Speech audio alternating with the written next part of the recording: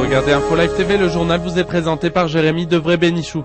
Le Premier ministre Ehud Olmert aurait pris la décision de frapper le Hezbollah en cas d'enlèvement de soldats, 4 mois avant le déclenchement de la guerre du Liban.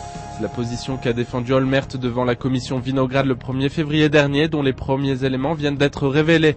Interrogé sur sa décision de lancer une opération d'envergure 48 heures avant le cessez-le-feu, Olmert a parlé de succès décisif. 33 soldats avaient perdu la vie dans cette opération. Le ministre de la Défense Amir Peretz a nié mercredi toute implication d'Israël dans la disparition d'Ali Reza Asghari, l'ancien vice-ministre de la Défense iranien, dont on reste sans nouvelles depuis un mois. Un diplomate américain révèle ce matin au Washington Post qu'Asghari travaillerait pour les renseignements occidentaux. Asghari disposerait d'importantes informations sur le programme nucléaire iranien. Les 5 membres permanents du Conseil de sécurité de l'ONU plus l'Allemagne devraient s'entendre sur une résolution qui prévoirait un embargo total sur les armes iraniennes.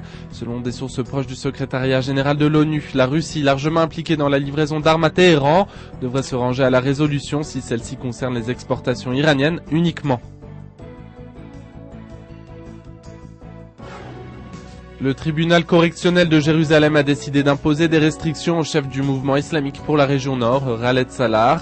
Le leader radical multiplie les provocations. Il ne pourra désormais s'introduire dans la ville sainte qu'avec un contingent de 8 personnes maximum. Et puis en ce 8 mars, la rédaction d'Info Live TV rend hommage aux femmes. Retrouvez un reportage sur la journée de la femme en Israël. Également un point complet sur l'opération de Tsahal à Ramallah avec une interview exclusive de la porte-parole de l'armée. Enfin, retrouvez des images exclusives pour Info Live TV, le nouveau drone israélien en démonstration, inauguré mercredi en grande pompe en présence du commandement militaire. Info Live TV était présent sur place. Retrouvez un reportage exclusif sur le drone Choval.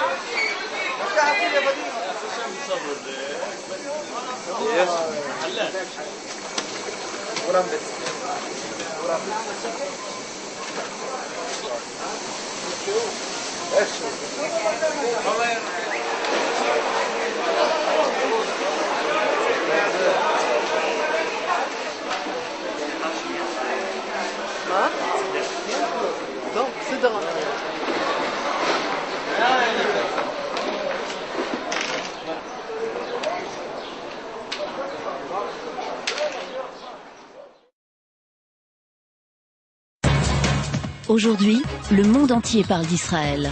Mais qui parle d'Israël au monde entier, en temps réel, en 4 langues et en direct de Jérusalem? Infolive.tv, la première chaîne de télévision internationale israélienne. 24 heures sur 24, 7 jours sur 7, suivez de l'intérieur l'actualité d'Israël et du Moyen-Orient. Des reportages, des interviews, un grand journal et des flash infos en images dès que l'actualité l'exige.